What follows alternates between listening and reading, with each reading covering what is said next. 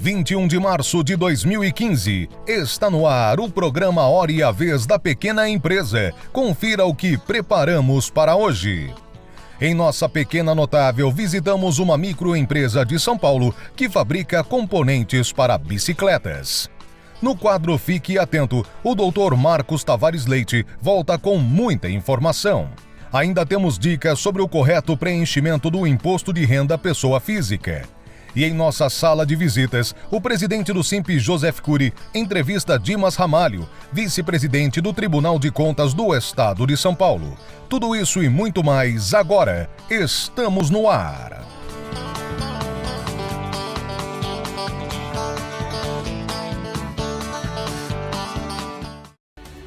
No programa Hora e a Vez da Pequena Empresa de hoje, vamos falar de Imposto de Renda Pessoa Física, erros mais comuns no preenchimento e dúvidas frequentes. Visitamos a contabilista Fabiana Scandiuzzi para nos ajudar. Confira. Erro 1. Informe de rendimentos. O principal erro cometido é a ausência de coerência ou a ausência de respeito aos números que vem no informe de rendimentos da sua fonte pagadora. Erro 2. Despesas médicas. Só se informa como despesa médica aquilo que o convênio não reembolsou. Porque se já teve o reembolso do convênio, o contribuinte não teve um gasto. E se ele não teve um gasto, ele não pode usar isso para dedução na base de cálculo do imposto de renda da pessoa física dele. Outro erro frequente é não preencher, quando de despesas médicas, o CPF ou o CNPJ correto do médico. Isso tem sido motivo frequente e recorrente de o contribuinte ser chamado para prestar declarações ao fisco. Erro 3. Pensionista. O cônjuge que paga a pensão tem que declarar isso nos pagamentos efetuados e doações efetuadas. O cônjuge que recebe a pensão também tem que efetuar isso. E tem que efetuar isso em que campo? Dos benefícios que são tributados.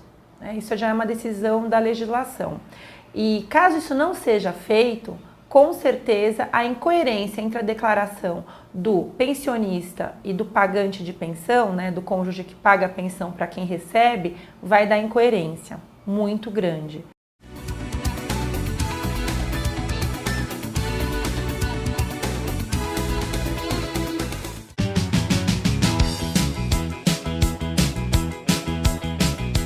Passados mais de 6 meses, desde a última alteração da Lei Geral da Micro e Pequena Empresa, que consagrou novas normas, ampliou a possibilidade de adesão ao Simples Nacional e fez várias outras adequações em relação a obrigações e direitos da microempresa e empresa de pequeno porte, nós vamos aqui nos próximos programas discutir, debater e apresentar essas alterações e vamos verificar o que realmente está sendo cumprido, o que vale ainda uma adequação e alertar aos empresários da micro e da pequena empresa sobre o que eles podem fazer e a que devem estar atentos.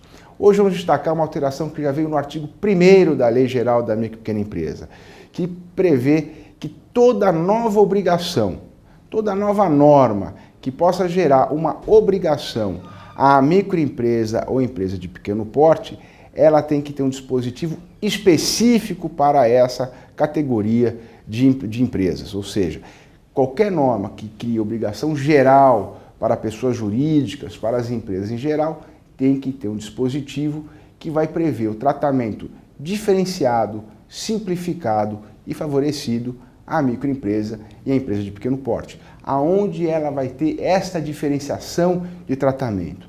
Não só isso, essa norma deverá também prever prazos máximos para que aonde se exija uma edição de uma obrigação acessória ou de um documento específico, ou mesmo no que diz respeito à fiscalização, prazos máximos para que esses órgãos e entidades de fiscalização se adequem no atendimento às especificidades da microempresa e empresa de pequeno porte. Se isso não acontecer, se a nova norma, quando falamos norma, nos referimos leis, decretos, portarias, instruções, não importa. Se nessa nova norma não estiver previsto o tratamento específico que deve ser dado à microempresa e empresa de pequeno porte, quer em relação à diferenciação no atendimento das novas obrigações, quer em relação à postura da fiscalização e eventuais documentos que devam ser criados para se adequar ao tratamento diferenciado, favorecido e simplificado da microempresa e empresa de pequeno porte, essa norma simplesmente não se aplicará à micro e à pequena empresa. Portanto, agora aqui deixamos bem claro, deixamos bem externado que toda norma que gere algum tipo de obrigação tem que prever como será o tratamento diferenciado para microempresa e empresa de pequeno porte, sob pena de simplesmente não se aplicar a essa modalidade de empresa.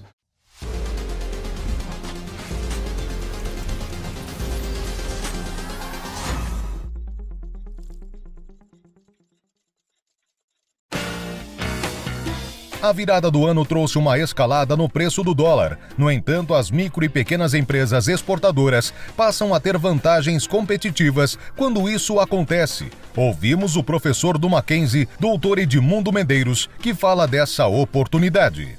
Uma empresa comum, uma empresa que vende mercadorias ou que industrializa e vende essas mercadorias no mercado nacional, ela possui um limite anual de faturamento de 3 milhões e 600.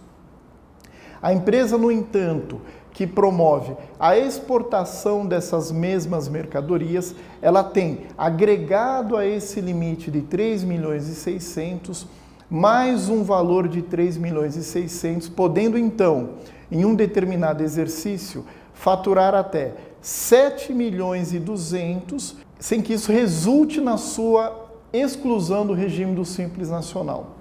A empresa exportadora e que, portanto, realiza a exportação desta mesma mercadoria, ela não recolherá o ICMS, o IPI, o PIS e o COFINS sobre essas vendas. Portanto, neste momento é importante que as empresas, as microempresas, as empresas de pequeno porte, fiquem atentas a essa janela de oportunidade que, inclusive, conta com um favorecimento tributário para as exportações.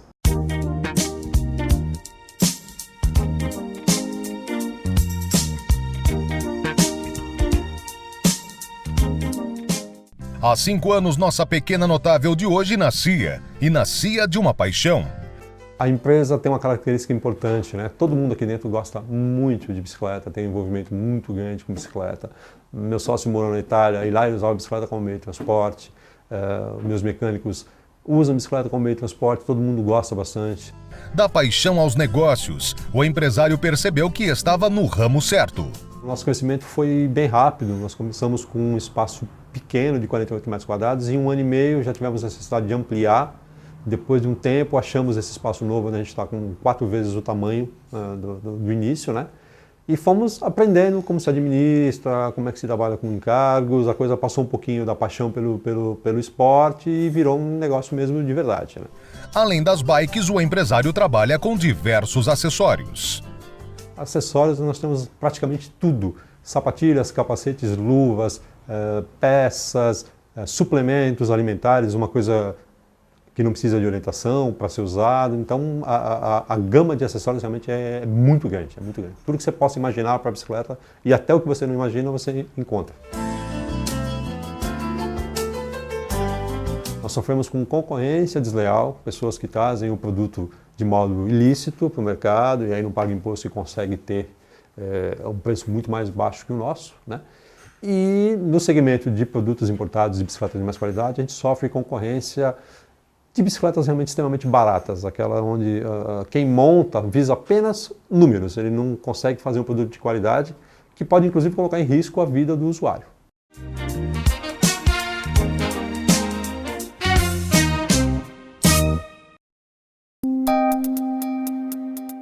Entrevista da semana.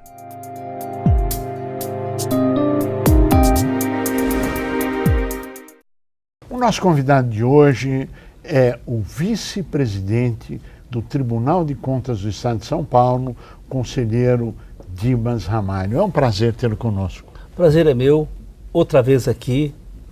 Importante é que quando eu venho aqui eu falo e as pessoas escutam, repercute. Parabéns pelo trabalho e pelo programa. Muito obrigado. Aliás, só repercute porque temos personalidades como o senhor que nos honra com a sua participação.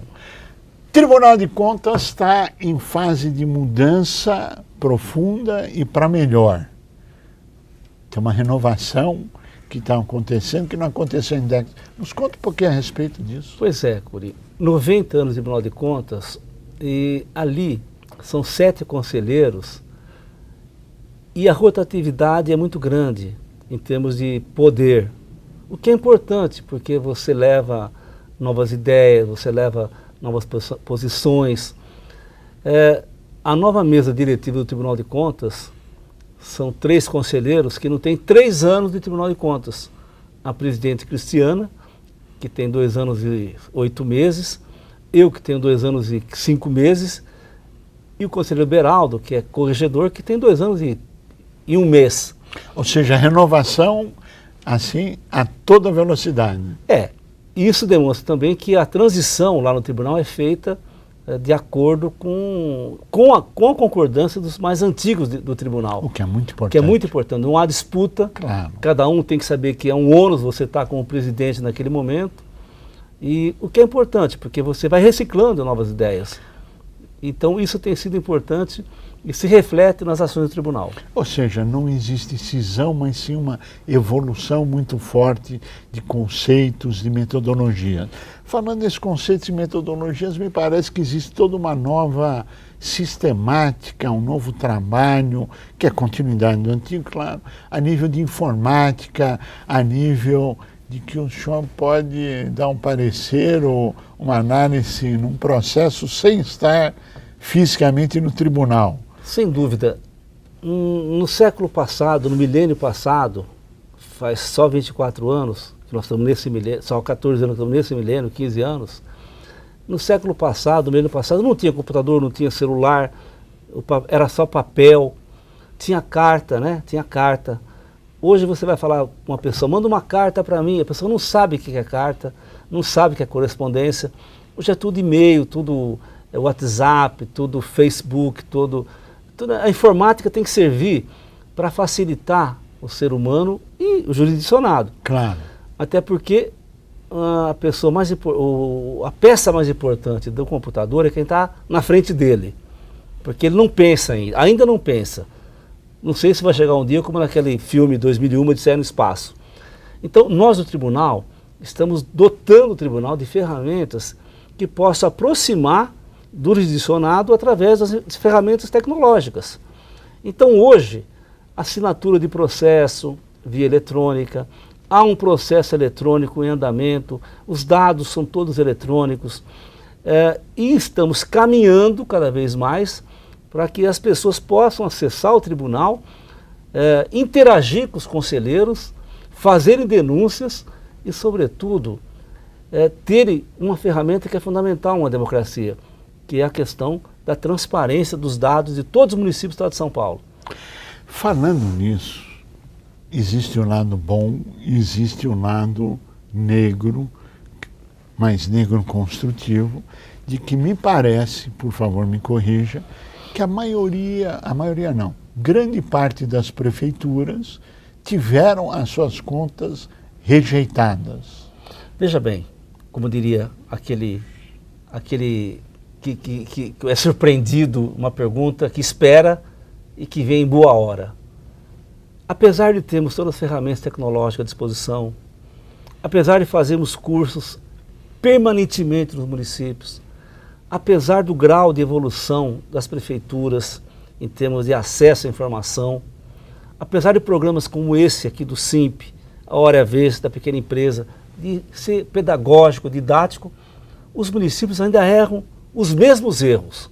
Ou seja, aplica o que a quem na educação, deixa de aplicar o percentual constitucional na saúde e, sobretudo, às vezes comete erros graves em relação à lei fiscal. Isso não pode acontecer. Claro. E aí, o tribunal, após orientar, após ser pedagógico, após mostrar o caminho, julga as contas irregulares. Isso tem uma coisa importante hoje, pela lei da ficha limpa, quando é condenado em última instância, apenado em última instância, o prefeito, o gestor público, não pode mais se candidatar. Ele tem, no meio desse caminho todo, um amplo direito de defesa. Claro. Ele tem todo o direito de mudar, dar informações, complementar informações, etc., para poder mostrar a sua boa-fé, etc. Uns dizem que ele tem um amplo direito, outros dizem que ele tem excesso de defesa. Eu diria que ele tem a defesa da Constituição. Ou seja, ele vai ser ouvido até o limite da lei. Agora, se ele não sabe fazer direito, não se cerca de pessoas competentes, não busca se aperfeiçoar, e hoje não adianta mais falar que não sabia. Hoje, se a pessoa está descendo no universo com uma sonda que demora 10 anos, lá em Marte, ele sabe, como é que não vai saber que a legislação mudou? Claro. Então, nós estamos colocando cursos à disposição, o caráter pedagógico do tribunal é cada vez maior, orientando, capacitando, porque as pessoas, em grande parte, elas desejam fazer o melhor. Claro. Até porque eu parto da premissa que as pessoas desejam o melhor para o seu município. Claro. Mas, infelizmente, quando a pessoa erra, tem que saber que não haverá condescendência. Agora, cada vez mais o tribunal está em todos os lugares ao mesmo tempo. Me parece que no passado se fez mais de 20 cursos diferentes de orientação e formação de prefeituras ou de funcionalismo público para poder prestar informações ao tribunal de uma forma adequada. 2015, quantos cursos estão programados ou existirão, não existirão, para que as pessoas possam aprender a fazer de uma forma correta ou errar porque elas querem errar? Só na capacitação serão realizados 21 cursos no interior de São Paulo, 21. em todas as regionais. Como fazer licitação, como aplicar o dinheiro nas OS, como fazer para não errar na lei fiscal, como deixar déficit para o seu sucessor. Tudo isso vai ser feito nas regionais, com convite aos prefeitos, aos gestores públicos, para que compareçam e não errem erros formais. Claro. Isso é feito constantemente através de uma escola de contas que tem o Tribunal de Contas, que chama Escola de Contas Washington Luiz, tanto nas regionais como permanentemente também aqui em São Paulo. Qualquer pessoa que acessar o site do tribunal vai ter curso de quem quiser. E estamos ampliando também agora, queremos fazer parcerias com universidades, seja as públicas, as públicas do Unesp, USP, Unicamp, ou seja, universidades privadas, para fazermos cursos à distância, online, como qualquer outra faculdade faz, de capacitação de gestor público. O que é fundamental. E fazer também um convênio com o SIMP, nós queremos aprofundar essa parceria para levar essa capilaridade que o SIMP tem e o tribunal tem, em benefício de quem? De quem paga imposto. Dentro desse trabalho do Conselho, é nítido para quem observa esta mudança de postura e uma preocupação com a transparência, uma preocupação com dar oportunidades às pessoas bem intencionadas para aprenderem, dar condições para quem não sabe ter como fazer isso. Essa evolução é um choque cultural no país inteiro. Como é que o senhor analisa isso? É um passo à frente? É uma iniciativa nova? É um caminho que será seguido por todos? Qual a sua avaliação como vice-presidente do tribunal? Ou as pessoas se adequam ou serão adequadas. Não há mais segredo no mundo. O escritor do século passado dizia que as paredes todas vão cair, quando não existia internet. E caíram. É verdade. Não há mais segredo. Se você quiser guardar segredo, não escreva, não fale, porque senão não é segredo. Ah, mas o WhatsApp é seguro. Não é seguro. Internet, muito menos. Tá certo? Só ver o Wikileaks. Claro. De qualquer maneira, a transparência é uma obrigação do gestor público. Mesmo a iniciativa privada, é uma boa propaganda você deixar transparente os seus números, o seu conselho, os seus salários, os seus bônus. Quer dizer, antigamente não tinha 0800, a pessoa não podia reclamar com ninguém. Hoje todas as empresas acompanham as redes sociais para ver onde é que está pegando, para responder imediatamente. Quer dizer, há escritórios hoje que são grandes no sentido de acompanhar as redes sociais, a partir de diagnósticos e de responder rapidamente, Claro. para evitar que isso se deteriore. Então, as contas públicas, a regra é transparência. Os atos públicos, a regra é transparente. Aquele juiz da Corte Suprema Americana que falou, e é uma coisa real, o sol é o melhor detergente, é a melhor segurança. Tem que jogar luz em cima. Porque o que você faz se eu não vendo, você vai pensar 2 vezes se fazer coisa errada. Agora, existe atualmente a possibilidade, perante a legislação, de se fazer inclusive audiência via Skype. Me parece que o senhor é um dos grandes defensores dentro do tribunal, entre outros colegas seus, claro, que defendem essa modernização e poder fazer audiências, inclusive, via eletrônica. É claro que existe uma resistência de algumas prefeituras, etc., que querem vir a São Paulo, querem fazer presencial. Mas a evolução disso, o senhor acredita que ela vai se manter no contato pessoal ou no contato eletrônico? Bom, nada supera o contato pessoal, olho no olho, mão na mão, afetividade. Mas, nas relações processuais, nas relações entre negociais, tudo pode ser feito eletronicamente. Claro. Eu instalei, desde a época que eu era deputado federal, a partir de Brasília, no meu gabinete, a possibilidade de você fazer audiência via Skype. Todo mundo tem um computador na sua casa hoje. 1, 2, 3, todo mundo anda conectado. Todo mundo. Você vai no restaurante, tem 4 pessoas sentadas, uma conversando com a outra por WhatsApp. Eu acho que aliás, você não conversa no restaurante. O que você vai pedir? Eu peço isso e não olha para o olho. Não é assim que eu estou falando. Você tem que desligar o celular, o teu aparelho e conversar com a pessoa olhando no olho. Mas na relação processual você deve usar ferramenta tecnológica. Para que a pessoa vir lá do interior, 4 horas de viagem, se ela pode falar comigo pela televisão, pelo computador do gabinete dele. Sim. E aí, uma coisa transparente, pode perguntar. E um detalhe, quando a pessoa fala, com muita gente ouvindo, ela pensa mais do que vai falar.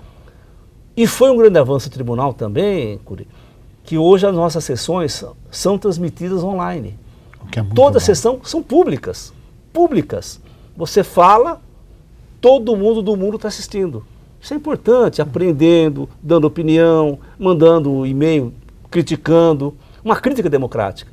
Que é então, bom. O caminho irreversível é o da publicidade dos atos. Evidentemente que a questão particular, nós temos que cuidar da privacidade, que é uma coisa sagrada. Mas, em termos gerais, nós não temos mais segredo. Nesse momento, por exemplo, o presidente Obama está nos assistindo sabendo o que estamos falando. Eu não tenho dúvida. Ele acompanha o nosso programa, é nosso ouvinte, inclusive. Conselheiro Dimas Ramalho, nós chegamos ao final do nosso tempo. Eu pediria suas considerações finais. É um prazer estar aqui. Eu sou um admirador, primeiro, da tua figura, Curi. Você Obrigado. É um empreendedor, uma pessoa que consegue levar o SINP e torná-lo um sindicato muito grande, forte. Obrigado.